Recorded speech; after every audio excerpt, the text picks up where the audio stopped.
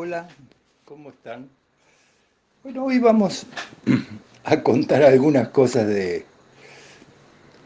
relativas en realidad al ámbito donde yo trabajaba, la medicina, digamos, en general, pero relativos también a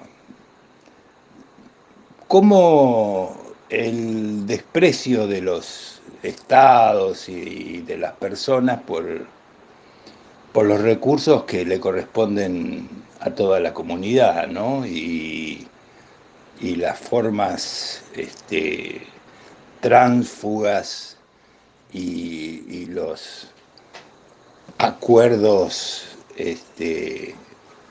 bajo cuerda con el cual se establecía como forma para que trabajaran. Yo debo decir que en los años 70 y en los años 80, por lo menos lo que a mí me tocó vivir, tanto en el hospital italiano como en otros lugares donde estábamos también, mi grupo, qué sé yo, eh, en general se trabajaba acá, se había hecho bien, se había hecho un nomenclador nacional, ¿no? O sea, cada práctica médica tenía su valor.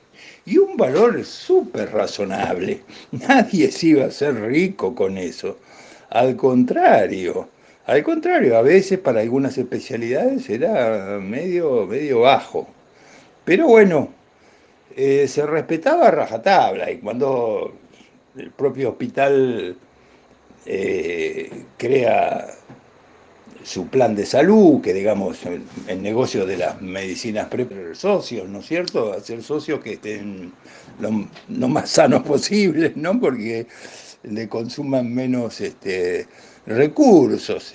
Eh, o una norma que me acuerdo que puso el doctor Enrique, que fue uno de los impulsores de eso, era que médico de la institución que quisiera cobrarle a algún paciente que fuera asociado al plan de salud o a otra obra social que tuviera convenio con el hospital, como cualquiera, o de cualquiera, eh, iba inmediatamente quedaba expulsado del hospital, ¿no? Era una cosa muy fuerte, un mensaje muy fuerte que se había bajado y que realmente los médicos lo tenían que respetar a rajatabla. Que se había bajado y que realmente los médicos lo tenían que respetar a rajatabla. Había algunas especialidades, obviamente, que quedaban afuera de eso, porque no estaban afuera del nomenclador, que eran las cirugías plásticas, donde ahí te hablaban, tenía que hacer una cirugía plástica de algo y ya te hablaban en dólares. Y también parte de la psiquiatría y alguna otra especialidad que podía correr con sus propios aranceles y sus propias reglas, pero todo el resto estaba metido en eso. Así que, como digo, nadie se hacía demasiado rico con eso. Pero para la misma época empecé a ir mucho a Brasil, donde ahí iba con el doctor Rodolfo, que ya conté, y conocí a María Elena, bueno, hicimos muchas reuniones, cómo funcionaban las cosas en Brasil. Y Brasil había tenido una política industrial para el ámbito de la salud bastante, que si se miraba de un punto de vista era bastante buena porque priorizaba netamente la fabricación nacional, era como que la importación para productos de calidad importados para las áreas de alta complejidad estaban prohibidas. Tenían que hacerse en Brasil, pero Estados Unidos le metió una traba fenomenal al Brasil y es que jamás les autorizó a utilizar el- o les cedió las patentes que tenían para los materiales plásticos, que en Estados Unidos eran de una calidad, y en Europa también, de una calidad fantástica, ¿no? Y recordemos que son materiales donde están realmente tremendos, de una calidad espantosa. Recuerdo anécdotas de haber estado allá en congreso y en reuniones con los médicos brasileños, inclusive hacíamos amistad, había uno que era argentino pero que se había ido a vivir a Brasil y trabajaba allá, no me acuerdo, creo que en Río de Janeiro, y el doctor Barbero, y contaba cosas terribles, él se dedicaba a hacer cardiopatías congénitas, y Brasil había sacado una tanda de cirujanos que eran brillantes, brillantes, pero además eran extremadamente rápidos. ¿Por qué? Porque cuando conectaban al paciente con cualquiera de esas tecnologías brasileñas, corrían contra reloj, porque pasaba el tiempo y destruían toda la sangre. A mí me contaba el doctor Barbero, mirá, estoy corrigiendo una tetralogía de Fallot y sé que tengo hasta 40 minutos, voy bien.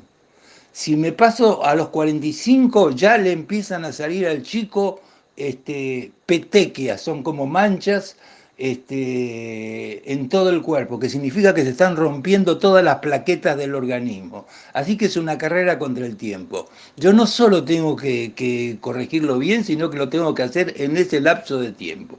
Y así trabajaron durante bastante tiempo. Y después hubo otro cirujano que hacía adultos ahí, que tan mala era la tecnología que se le ocurrió una cosa. Dice, la sangre que pasa por ahí se destruye de una manera tremenda. ¿Por qué no hacemos una cosa? Dice, la sangre que pasa por ahí se destruye de una manera tremenda. ¿Por qué no hacemos un bypass, un puente, digamos, y hacemos que parte de la sangre vaya a oxigenarse ahí fuera con esos materiales tremebundos? Pero parte de la sangre no, que circule luego se vuelva a juntar y se mezcle sin oxigenar. Lo cual era extremadamente peligroso porque estaba mezclando sangre venosa con sangre arterial. Entonces buscaban tener una mezcla y llegar a una saturación arterial que fuera buena para el paciente. Y esa se conoció como la técnica de Domingo. O sea, ante la malísima tecnología encontraban una alternativa peligrosa, pero que por lo menos le permitía destruir no destruir tanto artísticos espantosos, tenía unos costos muy baratos y entonces empezó a invadir Argentina y los países vecinos a unos precios muy baratos, inclusive hasta vendían en Cuba también y qué sé yo, pero con una calidad mala. Acá compraban los centros más pequeños, qué sé yo, en los centros grandes no entraban. De cualquier manera, en un determinado momento, a pesar que los centros grandes no entraban, bueno, nos conocían por el prestigio y qué sé yo, así que nos invitaron a visitar la planta que tenían en San Pablo, la empresa más grande que fabricaba todas estas cosas en Brasil. ¿Por qué? Porque tenían unos proyectos de hacer unas ideas nuevas, querían copiar una nueva tecnología que había sacado la compañía Johnson Johnson en Estados Unidos y la querían copiar y hacer tratando de respetar el diseño. Entonces vamos con el doctor Félix, había muchos más médicos, pero nos llamaron al doctor Félix y a mí a ver si podíamos ayudarles con el diseño. Y el que habían hecho, el ingeniero ahí, que se llamaba Bisegli, era bueno, pero tenía fallas. Nosotros que teníamos la práctica clínica, le dijimos, no, mire, esto tiene que hacerlo acá, esto lo tiene que sacar de acá, por acá le va a perder sangre, esto le va a quedar flojo, esto le va a pasar. Bueno, le hicimos una serie de modificaciones que al principio lo tomó medio de mala gana, pero después con el tiempo se dio cuenta que era razonable hacerlo y entonces buscaron hacer un producto que mantuviera todas las cosas que le habíamos propuesto. Tal es así que cuando lo sacan al mercado, ese producto nos piden al doctor Félix y a mí que el trabajo, cuando uno saca un nuevo producto, tiene que hacer una demostración clínica para ver que los resultados son buenos. Entonces, en lugar de hacerlo en centros importantes que había en Brasil, deciden hacerlo en Argentina. En los tres centros más grandes que había en esa época, el Sanatorio Güemes, donde estaba Favaloro, el Sanatorio Antártida, que estaba el doctor Félix, entre otros, y el Hospital Italiano.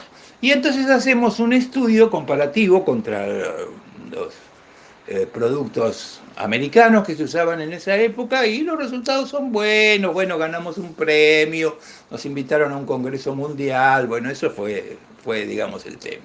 Y en una de las épocas que Argentina tuvo algunas dificultades económicas y qué sé yo, claro, lógicamente eran más baratos que los otros, económicas y qué sé yo, claro, lógicamente eran más baratos que los otros, entró una partida que por primera vez se usaba en el hospital italiano, que normalmente usaba productos europeos o norteamericanos.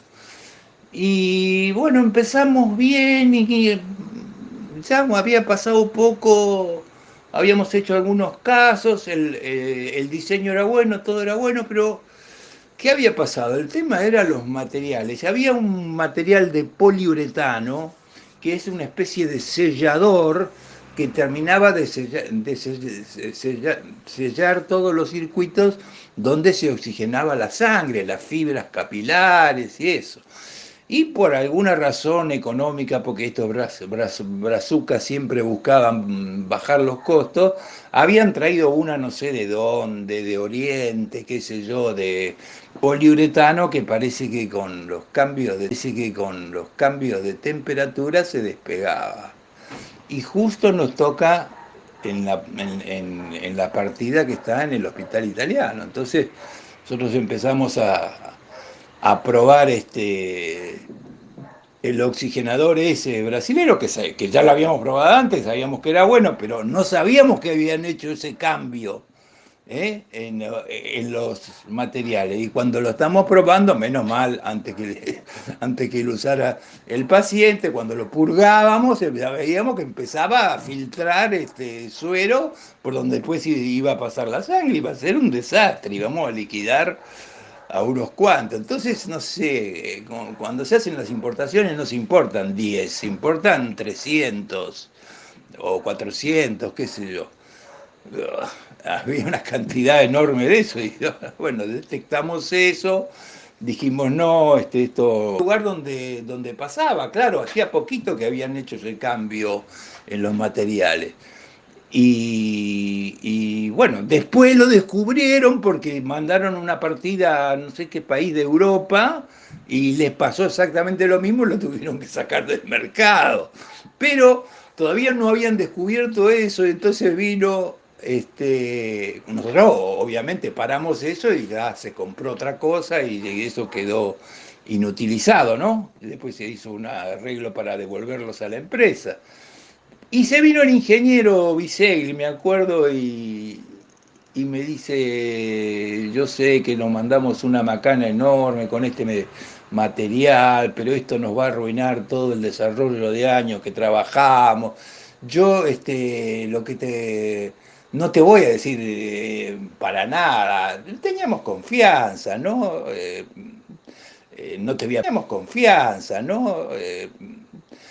No te voy a pedir ni que lo uses ni nada, pero lo único que yo digo, quiero, y escuchen esto, ¿cuánto hay que pagar por tu silencio? ¿Cuánto vale tu silencio? Que yo no divulgara lo que había pasado en el hospital italiano, ¿no? Para que ellos pudieran hacer las correcciones y seguir vendiéndolo en otro lado. Y yo, ¿sabéis qué? El silencio no tiene precio y yo lo que tengo que difundir, si lo difundo es para que no le pase a otro paciente, así que no. Pero decime lo que sea, mirá, no pongo cifra, la cifra la ponés vos, la ponés vos. No, no, no es así.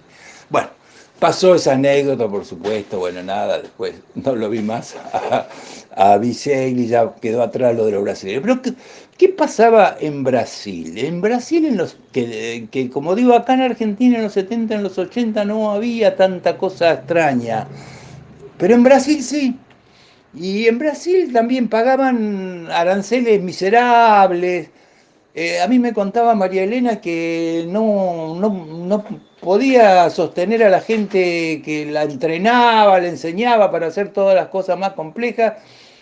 Pero ganaban 2 mangos con 50, entonces iban a hacer un turno de enfermería para otro lado, salían, nos iban a hacer otra especialidad o dejaban temas vinculados con la salud, o sea que los mejores se iban, pero porque no ganaban plata. ¿Y cómo se arreglaban los cirujanos, por ejemplo, que es más difícil?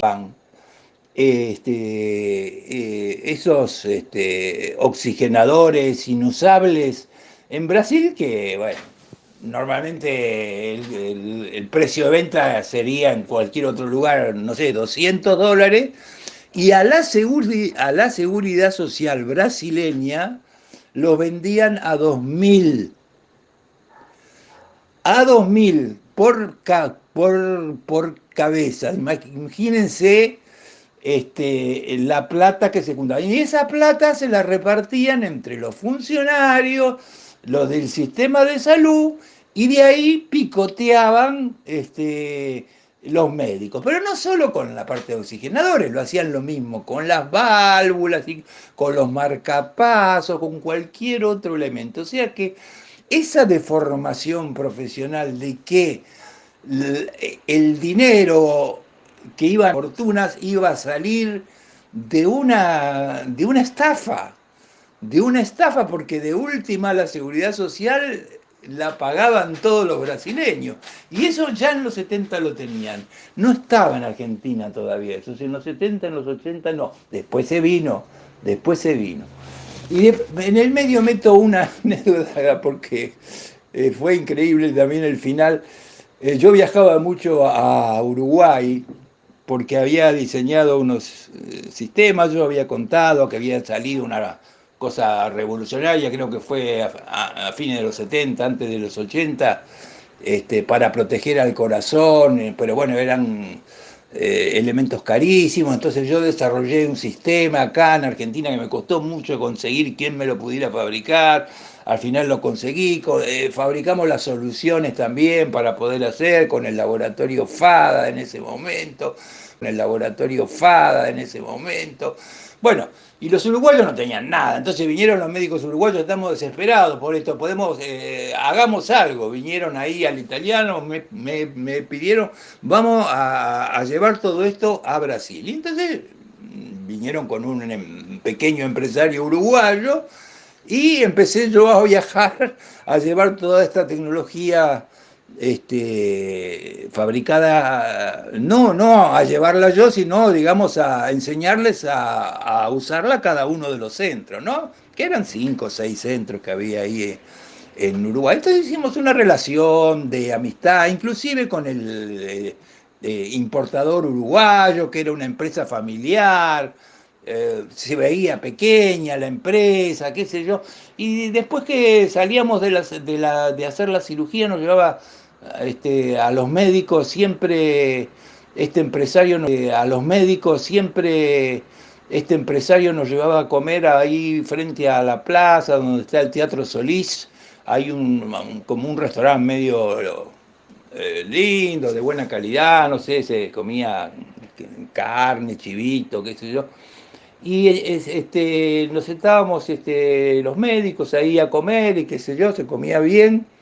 Y de golpe el gerente de la empresa uruguaya sí estaba comiendo solo en otra mesa, una determinada persona se levantaba y dice, perdón, pero yo voy a tener que ir a comer a otro lado. Y se sentaba con ese tipo que la característica que tenía era que almorzaba con whisky, ¿no? Empezaba con whisky y seguía toda la comida con whisky.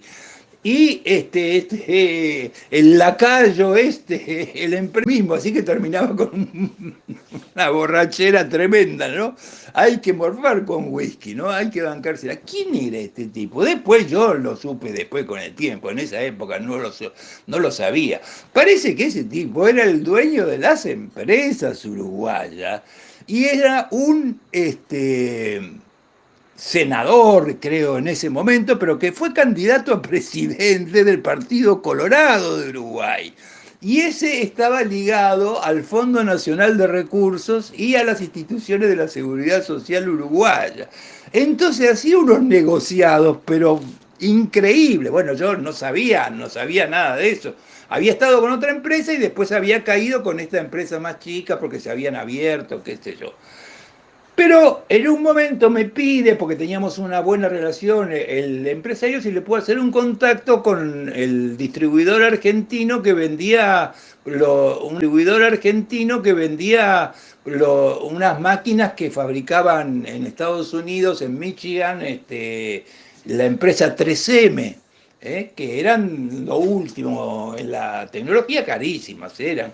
Se habían vendido algunas en Argentina, bueno. Entonces yo le hago el contacto, va el argentino, viaja conmigo, hace los contactos, y claro, él tenían ahí el que tomaba las decisiones, era este tipo, el político, ¿no? La verdad que no me acuerdo el nombre. Entonces, vendieron, no me acuerdo, 3 o 4 máquinas ahí en dos instituciones, pero no sé, si valían $50.000, no sé, pagaron 500, ¿no? Por decirlo así. Una cifra tan fenomenal que cuando terminaron, yo tuve que ir para cuando se pusieron en marcha las máquinas y todo, para ir con los colegas, las máquinas y todo, para ir con los colegas uruguayos, porque era tecnología absolutamente nueva, vino el tipo y me dice, bueno, mira, acá decirle al distribuidor argentino, que no estaba en ese momento, que acá quedó la comisión para ustedes. Digo, no, mira, yo no, comisión no cobro, esto es como una mano que te di, viste, con esto. No, pero la comisión es 50% para el distribuidor de Argentina y 50% para vos. No sé, pero era una plata, no sé, como decir $150.000, una cosa así. No, de ninguna manera, mira, yo no estoy con esto, que yo dásela todo al distribuidor argentino, si eso es lo que quedó de la venta, lo cual era una estafa también a la seguridad social uruguaya, a pesar que los uruguayos tenían un sistema bastante universal de salud, sin embargo, totalmente corrupto por estos tipos que manejaban ahí, eh, a piacere, digamos, todo ese tipo de cosas. Bueno, yo sin saber, después de eso, quedamos con buena relación y un día me llama el uruguayo y dice, mirá, era de origen argentino, ¿no? Pero vivió siempre en Uruguay. Pero tengo familiares allá, mi primo arquitecto y otro primo contador, y quiero probar suerte en Buenos Aires. Así que te voy a contactar con ellos, y ¿por qué no me haces un favor? Te fijaste a ver algún lugar que pueda servir para armar una pequeña sede ahí para instalar, voy haciendo todos los trámites, porque es muy engorroso cuando una empresa tiene que registrarse y después registrar productos en otro país y qué sé yo. Y yo digo, mira, yo no tengo mucho tiempo, trabajo en el italiano. Y dice, mira, aunque sea resquemor de que los primos no se le fueran a quedar con la cosa. Entonces quería poner a alguien que respondiera a él. Y no, el primo era arquitecto y ellos pensaban vender cosas de arquitectura y el otro era contador. Bueno, estaban ahí y yo me hacía unas escapadas a la tarde, cuando podía, entre las 3 y las 6 de la tarde, y porque había que firmar todos esos trámites que se estaban haciendo. Se estaba buscando primero la habilitación de la empresa y todo eso. Bueno, no sé, habrá sido un tiempo, un mes, que sé yo, una cosa así. Finalmente, el arquitecto logra que se habilite la empresa, ¿no? Que digamos que la casa esa que yo había elegido la habilitaran como una empresa para importar y exportar productos, no sé, todo ese trámite que yo no entiendo nada, pero bueno. había que poner la firma a alguien en representación de la empresa uruguaya. Bueno, el tema que cuando vos quedás, primero, para hacer ese trámite de la habilitación tuvieron que poner un montonazo de guita, porque si no pones guita no te habilitaban, ya eso era totalmente anormal. Y lo segundo, que parece ser que cuando vos ya figurás ahí como que estás habilitado, te empiezan a venir todos los caranchos. Y comenzaron a venir, bueno, primero los caranchos suaves, ¿no?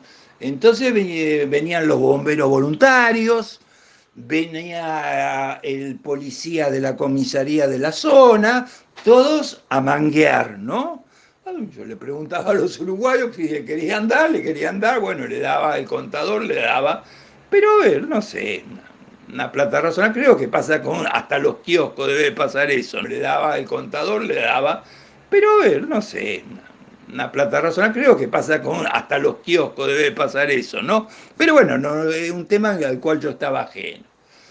Pero justo estaba una tarde por irme y caen otros dos policías, eran, pero con una pinta media extraña, qué sé yo, y vienen, no sé, de la federación, de la federal, de la policía, venimos acá, sabemos que esta empresa está habilitada, va a trabajar acá, sí.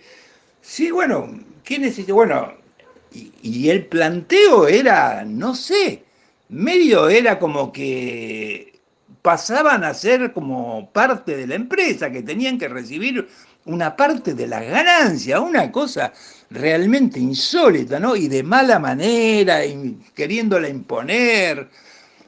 Yo no tenía tiempo yo de llamar a Uruguay para ver qué querían hacer, para ver qué querían hacer los dueños. Entonces le digo, miren, esta empresa no empezó a funcionar, no vendió nada. Vengan dentro de 2 meses y hablen con los dueños, pero ahora cero, nada. Y lo eché a la mierda. Fue un viernes, eso fue un viernes. El lunes me llaman a la mañana y ¿qué habían hecho estos tipos? Era una casa de 2 plantas que tenía una terraza arriba. Bueno, habían invadido, no ellos, por supuesto, sino su ejército de chorros, que respondería obviamente a la policía, y tiraron abajo una puerta que estaba cerrada, como trancada, los teléfonos, no sé si alguna cosa más, porque se estaba armando la empresa. Pero fíjense el detalle, porque lo cuento, ¿no? Estaban todos los catálogos de las cosas y los papeles de los trámites que se iban haciendo en unas carpetas. Las separaron hojas por hojas, las pusieron arriba de los escritorios, inclusive en el primer piso había una cama para cuando venía algún uruguayo y se quedaba ahí, y las pusieron todas así arriba, todos, o sea, todos los papeles. ¿Y qué hicieron? Orinaron todos los papeles de la empresa, ¿no? Esa fue la demostración de fuerza que a la policía no se le dice no. ¿No? Increíble. Yo quedé estupefacto. Bueno, hasta los uruguayos se enojaron conmigo. Yo quedé estupefacto. Bueno, hasta los uruguayos se enojaron conmigo. ¿Cómo le dijiste que no? Bueno, el asunto que después al final ellos volvieron, devolvieron esa casa, no quisieron ir ahí, se fueron por otro lado, no sé, yo después no lo supe nunca más nada de ellos. Pero digo, qué cosa, ¿no? Más vale mi incursión por darle una mano a alguien que me había parecido una persona agradable. Después me enteré de todo del curro ese que se había armado allá en Uruguay y todas esas cosas fraudulentas que se estaban haciendo. Pero bueno, una vez estaba en una reunión internacional en Europa y estaban repasando, creo que eran con una empresa, no, creo, que alemana sería o francesa, no me acuerdo. Y había un montón de profesionales donde se estaban tratando distintos costos de las tecnologías. Y resulta que también pasaba que lo que valía $250 en Estados Unidos, $300 en Francia, 350 en Argentina, porque tenía que pagar los derechos, qué sé yo. Bueno, pero no pasaba de $400 en todo el mundo, a excepción de un país, Japón. ¿Cuánto valía el mismo producto en Japón? 2.000 dólares. Digo, ¿por qué? Porque tienen que llevarlo lejos. No, no. Japón es así. O sea que imagínense 2.000 cada unidad, la cantidad de unidades que se usarían, así que el dinero que iría, vaya a saber a repartirse de qué manera, ¿no? Y bueno, eso fue Japón, ¿no? Así que no es bueno, y después acá vinieron los 90. Qué cosa los 90, ¿no? Cómo fue en el rubro que lo mires, el desastre se expandió por todos lados, ¿no? Y en los 90 sí, yo me acuerdo de las oficinas que habían montado ahí en el Bajo, creo que era por Corrientes y Alén, creo que por ahí cerquita estaban los Yoma y estaba Coan y todo eso, y a esa oficina lo llamaban la oficina del 30%, ¿no? La oficina del 30%. Y con eso fue lo que hicieron las privatizaciones, ¿no? Con el 30%, con María Juventus. También pasó también a las compañías que vendían productos y bueno, por eso, digamos, fíjense que los que ganaron las licitaciones para la privatización de los servicios públicos argentinos fueron empresas europeas y no norteamericanas, porque los norteamericanos tenían alguna pequeña regulación hasta cuánta dinero sucio podían mandar. Bueno, parece que los europeos no lo tenían tan firme, entonces ganaron todas las empresas europeas, italiana, española, francesa, alemana. Los alemanes tuvieron algunos problemas con Siemens y qué sé yo, pero los yanquis se quedaron afuera, lo cual les agarró un odio espeluznante, ¿no? Bueno, y se hace largo porque esto para hablar todo el tiempo, pero lo último que puedo contar que puedo contar sobre este tema. Bueno, y después empezó en los 90, obviamente, también ya a los profesionales a cobrar por fuera de los costos de las obras sociales, a decirle, sí, la obra social le provee tal prótesis, pero usted tiene que ponerse esta otra que no se la cubre, y bueno, y con eso ganaba la empresa que la vendía y el médico que la ponía. Eso se hizo en muchísimas especialidades, estafando, digamos, al sistema de obras sociales o de medicina prepaga, si quieren. Bueno, eso se hizo con mucha frecuencia, a partir de los 90. Y hasta la actualidad, ¿no? Y hasta la actualidad. Eh, Pero yo había contado que había tenido una vez que con el tema de la Manipulite, con esas organizaciones italianas mafiosas, de la Drangheta y qué sé yo, que habían tenido una falla, entonces me habían tomado como enemigo público número uno, me habían desacreditado y qué sé yo. Bueno, toda esa gente que en ese momento tenía mucho poder acá, bueno, eran los Macri, ¿no? Los Macri y sus socios, ¿no? Este, bueno, es más, las oficinas las tenían en ese edificio Fiat, que está ahí sobre la avenida 9 de Julio, cerca del Teatro Colón. Y ya había pasado años de eso, estos se habían quedado, estos italianos seguían ahí relacionados con la FIA, pero bueno, se habían quedado ahí, no tenían nada con el tema, estaban trabajando con marcapaso. Habían hecho un curro fenomenal, que me lo contaron ellos mismos, porque además son esos tipos que ellos mismos, porque además son esos tipos que hacen negocios espurios, pero tienen una impunidad total y te lo cuentan tal como es, ¿no?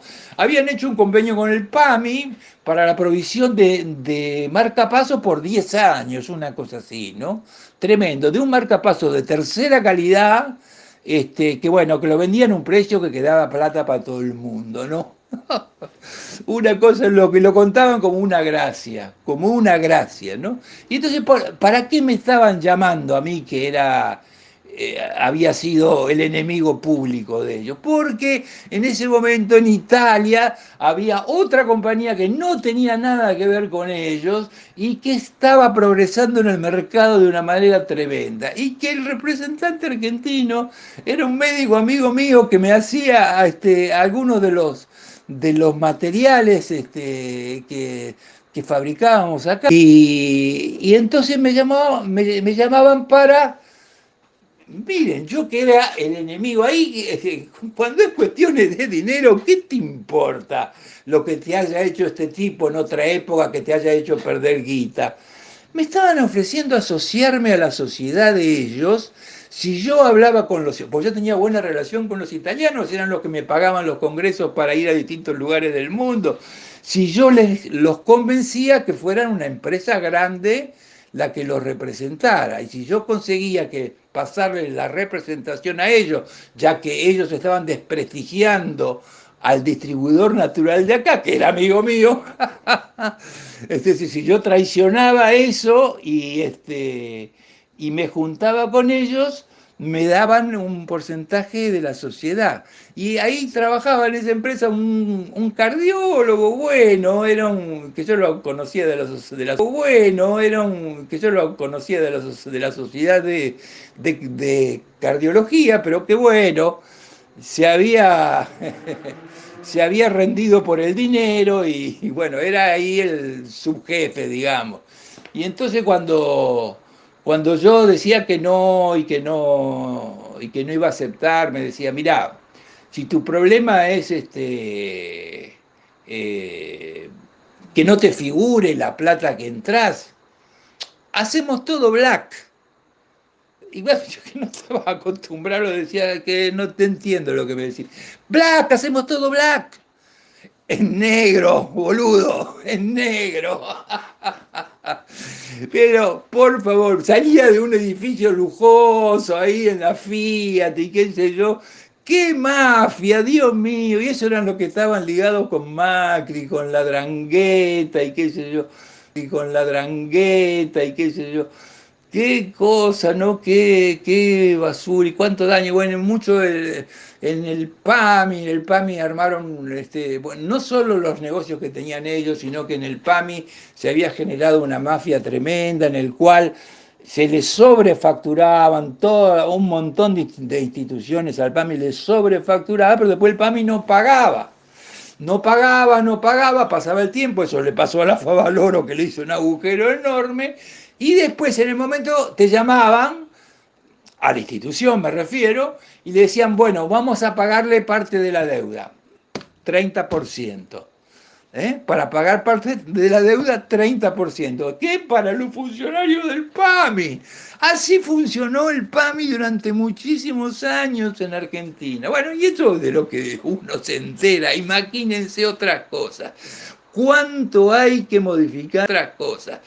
¿Cuánto hay que modificar en la salud para no seguir estafando en la Argentina y no teniendo un alto gasto en salud y que no llega correctamente y no cubre a lo que tiene que cubrir? No solo cubrir en cuanto a cantidad de gente, sino en cuanto a calidad de prestación, que eso es lo más complicado.